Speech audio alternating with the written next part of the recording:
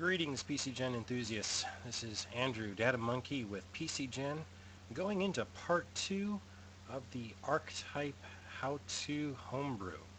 In our first part, we explained how to add to existing class archetypes. Today I'm going to teach you how to make your own archetypes. Now the archetypes were first introduced in Pathfinder in the Advanced Players book there. But we actually set these up to be easier to use in the core rulebook. This kind of goes against what we normally do, but it makes it easier in the long run. So the first thing you need to understand is the archetype is already set up. We have a master ability category called Archetype. And you can see that it's got both the category archetype and the same name. This designates it as a master archetype. And then we have the class archetypes, and you can take any of these guys, copy them, and simply swap out the name to a different class. My class here.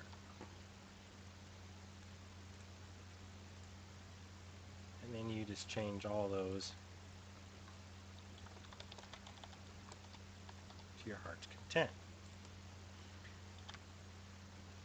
Notice that the My Class Here archetype follows the standards. Remember in the first lesson I explained class name, then archetype, and that would determine which class it belongs to. Well, this is the Barbarian archetype, and this is the Barbarian archetype ability category. So now we have My Class Here archetype. Next, we want to make sure that this is going to show up. So in order to not have some ugly little ability showing up in a zero pool, we actually hide these suckers, but they only get applied when you have the archetype allowed. That should be this right here. And I'm going to cheat and bring this a little bit easier to see for you. So we have the archetype display. It's an internal category and it's not visible. And then we have what we call modification. So we're modifying the archetype display. And if I were to grab all of these,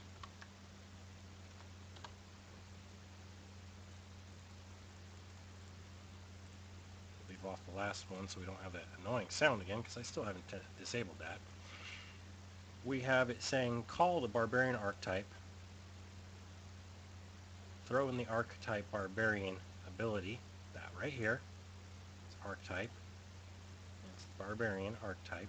And this has to match the class, otherwise it won't go in the pool. And we tell it visible no. And as soon as the Barbarian is taken, this is granted, and all of a sudden in your class ability section, or the feats and ability section, the archetype will have the Barbarian appear. So if you want your own My Class to show up, you're going to want to bring in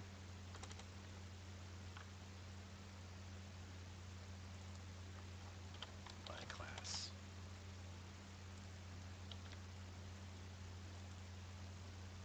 My Class.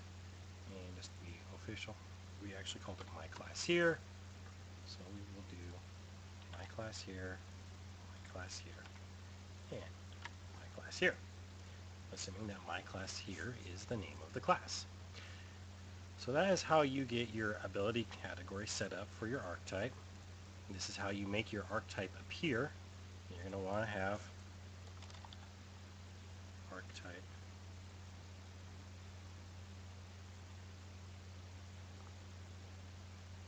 oops, I did that backwards.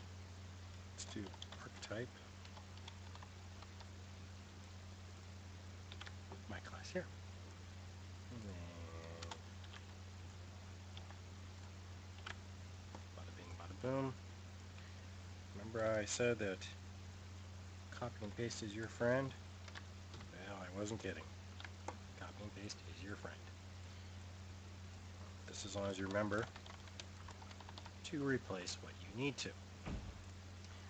So now we have the bucket displayer, as we're calling it, will appear. Then you make your class that you'll have, and you will put in your types as we explained in the previous one, and you can have your class abilities, etc., etc.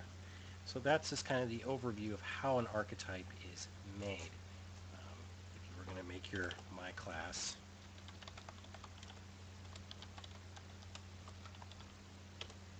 and then ability, my class here, class ability, and this makes it appear only for that class, which was a request. Ability foo, and then we just grab the type my class here, because we go with our class name, and then we continue with the ability we are replacing, like so, and we want to put the level that's going to be on. And that is how you make your attachment ability. And if you have any questions, leave your comments in the YouTube section, and we will get back to you. Thank you for tuning in for this broadcast, and catch you next time.